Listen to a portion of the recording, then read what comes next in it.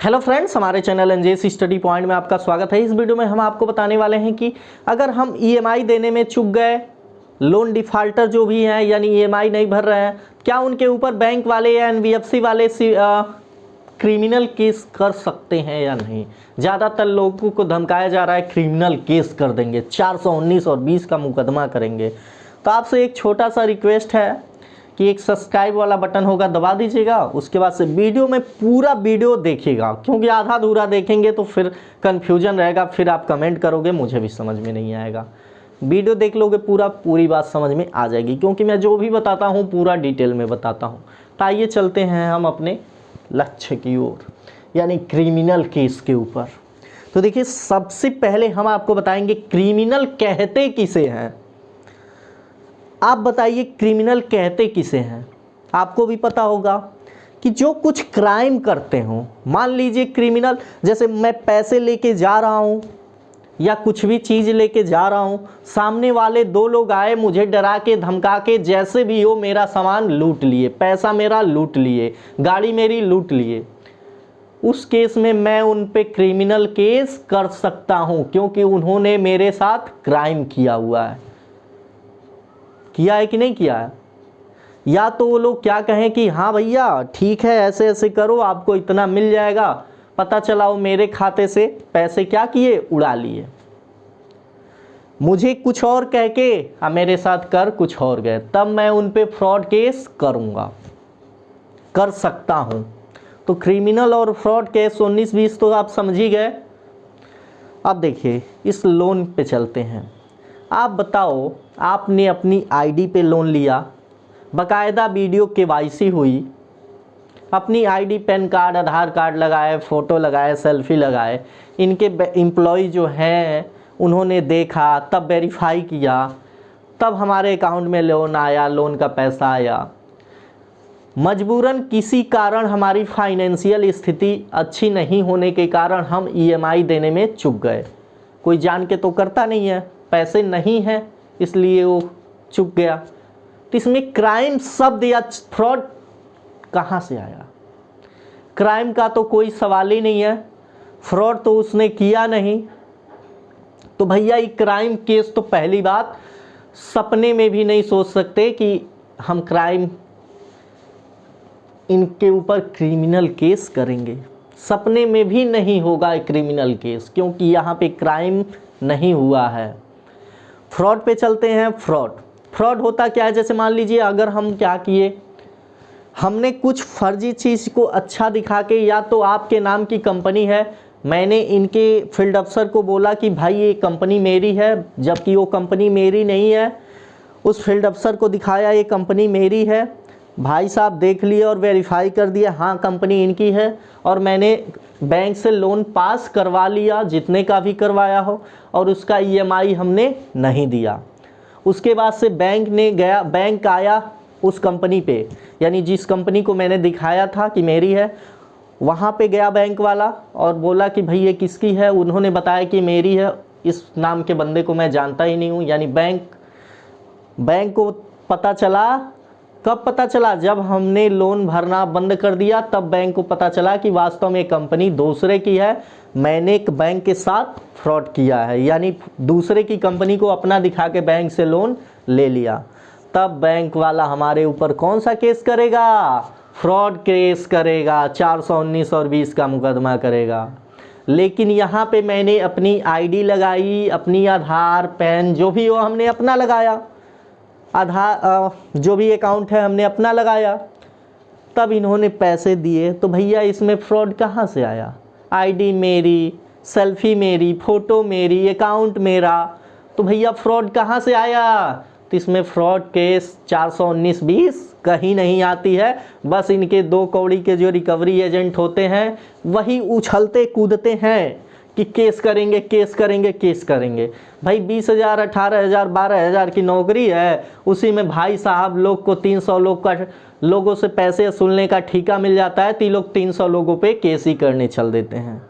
जैसे मान लीजिए रिकवरी एजेंट एक एरिया में किसी को मिल गया, तो उसको दे दिया गया, लो भैया 300 लोगों का ये लिस्ट है, पैसे वसूल के लाओ।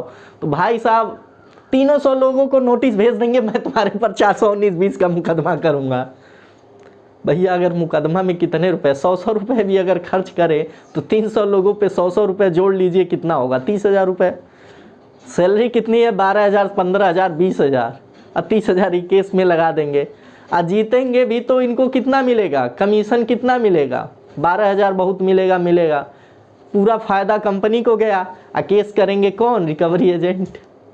तो भैया इस सब में आप बिल्कुल मत रहिएगा। ये थर्ड पार्टी या जो भी रिकवरी एजेंट हैं, इनकी बातें बस आपकी मर्जी भैया, जितना इनकी बातें सुनोगे उतना ही ये पकवान बनाएंगे, उतना ही आप डरते रह जाओगे, उतना ही ज़्यादा दिमाग में समझ लीजिए कचड़ा भरेगा, क्योंकि ये कर कुछ नहीं सकते। इतने लायक होते तो ये लोग रिकवरी एजेंट का काम नहीं करते, कुछ अच्छी जॉब के लिए तैयारी करते। देखिए इसमें रिकवरी एजेंट में मैं ये नहीं कहता कि बेकार है, ये लोग क्या करते हैं? पार्ट टाइम जॉब करते हैं।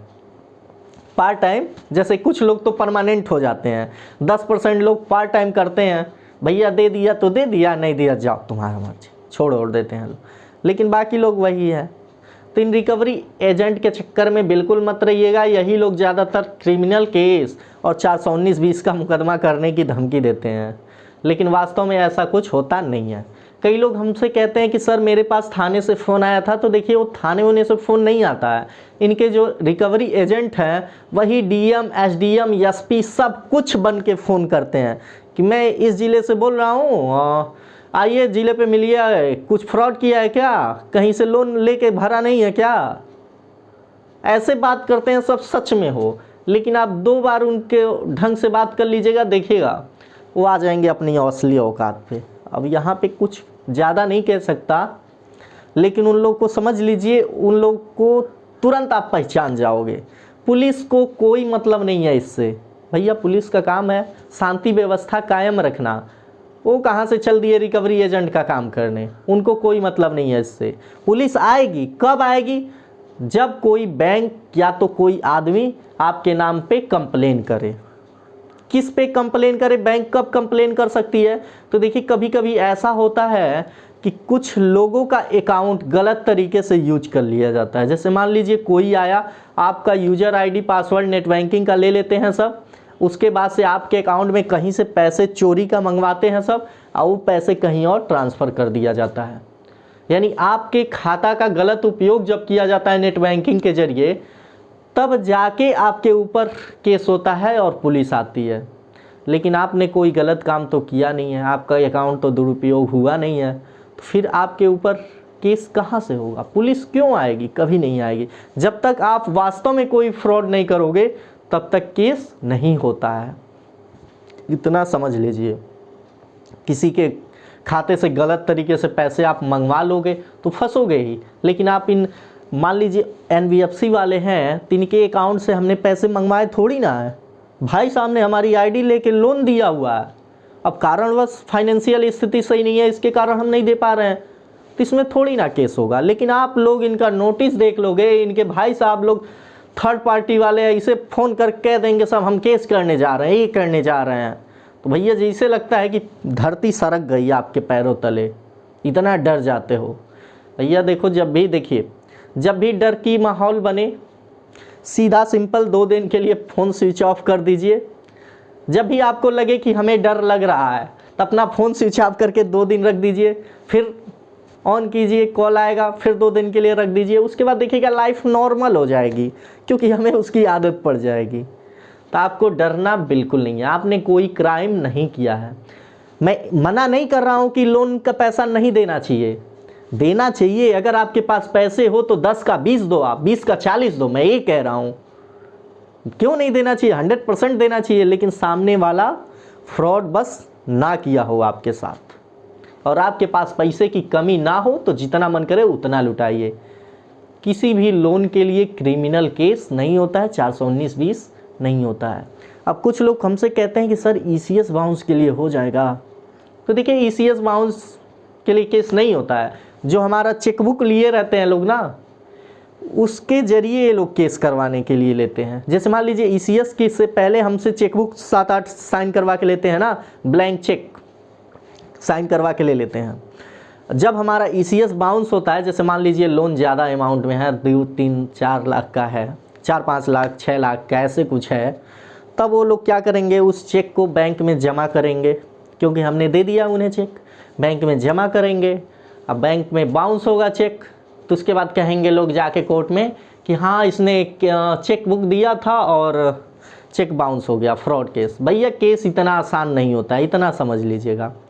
इतनी जल्दी कोई ये नहीं है केस में पहुंच जाएगा। कर तो दोगे केस, लेकिन लड़ोगे कितने साल में फाइनल होगा? एक तो वैसे ही पैसे नहीं मिल रहे हैं, दूसरे केस लड़ने में पैसे लुटाओगे, इसलिए केस कोई करता नहीं है जल्दी। 95% केस नहीं होता है, केवल धमकी दिया जाता है। 5% जो बड़े बड़े 50 लाख 60 लाख 1-1 करोड़ वाले हैं, उनके ऊपर ये होता है। भैया इन्हें 20,000 25,000 ले लिए, उसके लिए इतना परेशान रहते हो जैसे विजय माल्या के बाप बने हो आप, इतना डर जाते हो। तो इसके लिए कोई केस नहीं होगा, आराम से बेफिक्र रहिए। जो भी रिकवरी एजेंट आता है, आप प्यार से कह दीजिए भैया जब होगा हमारे पास हम आपको 4 गुना 5 गुना 10 गुना दे देंगे, आप परेशान मत हो, आपको हम बुला के दे देंगे, अपना नंबर दे दीजिए। लेकिन अगर आप धमकी दोगे तो भैया उसके लिए मैंने बहुत सारे वीडियो बना के रखे हैं, देख लीजिएगा। अगर रिकवरी एजेंट धमकाए तो क्या करें, ठीक है। अन्य कोई प्रॉब्लम हो तो आप हमारे व्हाट्सएप पे आ सकते हैं या तो कमेंट कर सकते हैं, ठीक है। धन्यवाद।